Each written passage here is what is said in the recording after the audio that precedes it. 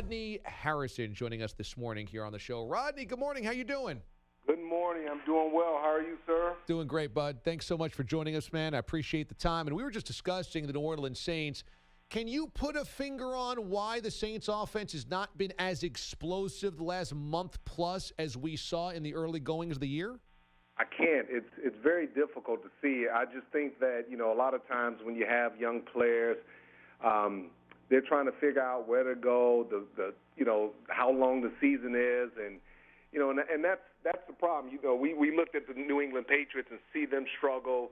In the last couple of weeks, they had an opportunity to kind of rest and revamp themselves. But this is a team that's experienced. They have a lot of experienced veterans. They have a lot of guys that have been in playoff situations.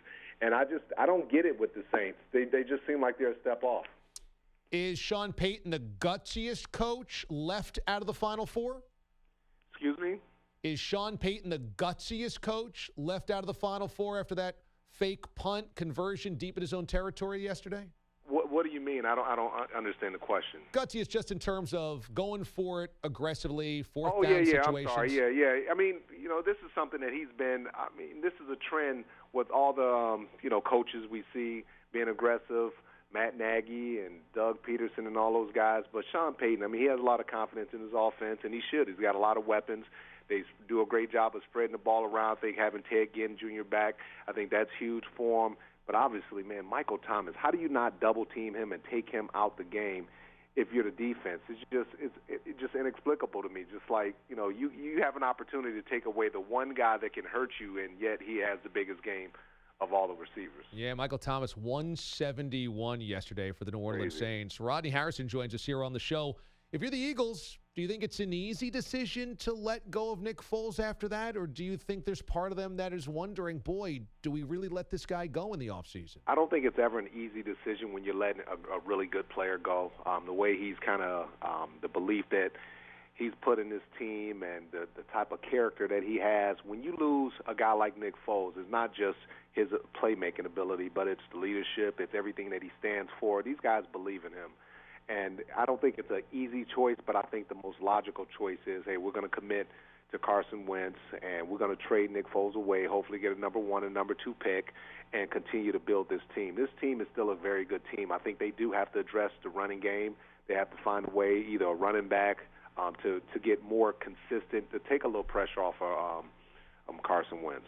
Patriots were incredible yesterday. Once again, the ruthless efficiency that they play with at home. And yet we haven't really seen that on the road. That's been kind of the tale of two seasons for the Patriots. Yeah. Can you explain why they are so dominant in Foxborough and then they don't look that way away from No, I can't explain that. It's hard to explain that, when you're not in that locker room. I think, at times they have a level of complacency when you've had that level of success. My old school teams, we prepared so hard to be able to go on the road and to be able to go into hostile environments and beat teams, whether it was in the regular season, whether it was in the postseason, whatever it took. It's just a level of preparation and concentration. Those guys proved when they beat the Los Angeles Chargers that they can compete with anybody. And it's funny, we kind of discount how good they are because Rob hasn't looked great, Gronk. Tom Brady hasn't looked great. Edelman looks a little different. But you get those guys a couple weeks of rest and and Belichick, the ability to prepare, I mean, he can compete with anyone. No doubt. They just absolutely throttled the Chargers yesterday. For Patrick Mahomes, it's going to be a tall test. They'll host, of course, the Patriots in the AFC title game. What have you seen from Patrick Mahomes this season that we don't often see, maybe ever see, from a quarterback of his inexperience?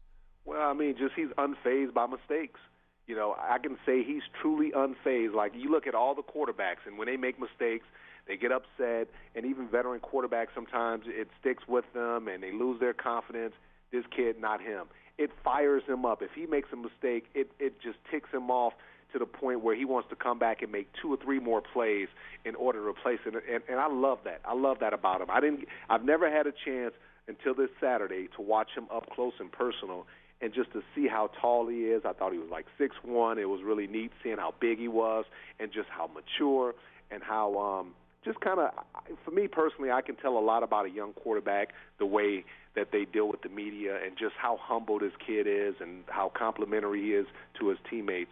has just been phenomenal. That's the thing that has impressed me about him. You played against young quarterbacks that were ascending, and you were a veteran safety on a veteran defense. When in the playoffs that happens, what do the Patriots defense look for, tell signs, to try to maybe discombobulate a young guy like Mahomes that hasn't been in big spots very often like this? I think the big picture for the Patriots is, hey, you know what?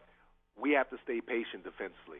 They're really good. We can't get upset or down. They're going to make plays. When you understand that you're playing against a great offense and they're going to have the ability to make plays, but some of those things that, you want to eliminate, like the big plays to Tyreek Hill. You don't want to give him a 60, 70-yard bomb. So Coach Belichick is saying, hey, keep everything in front of him. When he's at the line of scrimmage, you're going to jam him and slow him down. Don't allow him a free release. Travis Kelce in the red zone, they're going to double-team him, take him away. They're going to force the young quarterback to try to stay in the pocket because once he gets outside the pocket, he's a dynamic. He's even more dangerous, kind of like Aaron Rodgers. It's little simple things like that. The Patriots understand they're not going to stop this kid. He's going to make some plays. They're going to gain some yards. They're going to put up some stats. But ultimately, he wants to be tough in the red zone, and he doesn't want to give up those big plays and double-team the guys according to the situation. Rodney Harrison, former Pro Bowler, former All-Pro, former champion, joining us here from Football Night in America and Sunday Night Football on NBC. Last week, Tom Brady made interesting comments saying that he told Jim Gray that he felt like his brain was wired for contact. That helped him stay healthier longer. And this put the censors up on former Patriot Ted Johnson, who felt like it was irresponsible to kind of talk about maybe concussions or CTE this way, like you could treat your brain or teach your brain to do it. And he called out saying, what, Junior Seau's brain wasn't this way, or Andre Waters. And you had played with Junior Seau, both in San Diego and New England. When you heard those comments, were you uncomfortable like Ted Johnson was after Tom's I didn't hear those comments. I did not hear those comments. This is the first time I've even heard those comments. I've been traveling on the road. I tell you this, I don't think Tom meant anything by it. I think a lot of times as a quarterback, you don't have contact every single play.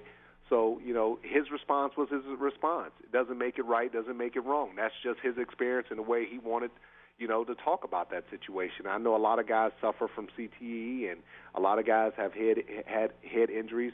But the thing is this, you just have to do what's best for you. I pray for these guys. I hope they take care of themselves.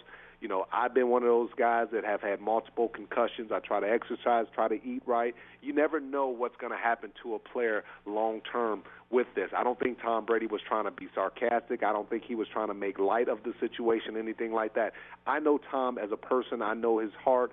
I think Tom was just expressing how he felt at that point. Rodney Harrison joins us this morning here on CBS Sports Radio on behalf of Vizio to promote the TVP Award. We just had Tyler Boyd join us last week. Great young Bengals receiver. I love him. More than 1,000 yards receiving this year for the Bengals. And you're obviously involved with this, the TVP Award, recognizing players who are they're outperforming their contract, basically. And Blake Martinez, Chris Carson, Boyd, Philip Lindsay, Kenny Golladay, all guys that have done that. Must be fun to be around these young guys as they kind of perform like this. Yeah, you know what? The funny thing is I was one of those guys. I was a fifth-round draft choice and out there just playing my heart out. And you see those guys are hungry. But if fans want to determine the winner, they can go on Vizio.com/TVP to vote.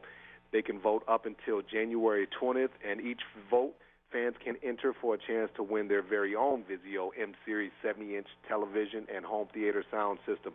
These guys have worked hard. They've sacrificed a lot. They've overcome a lot of obstacles. And when I look at this list, at first I was thinking Chris Carson, but to me, Philip Lindsay is the guy that best really, undrafted rookie free agent, and he ends up making a Pro Bowl. His team doesn't make the playoffs, but you can't blame him. No doubt. And he's been such a fan favorite, and everybody loves him. And Philip Lindsay has had just such an exciting, spectacular season for him. So you can vote at Vizio.com/TVP. You have the next 6 days to do so, and you can enter to win your own Vizio TV, which would be a fantastic thing going into Super Bowl season and the offseason, et cetera. Rodney, it's really good to catch up, man. Thanks so much for doing it for us today. Man, it was my pleasure. Thanks for having me. You got it. Rodney Harrison, you too, joining us this morning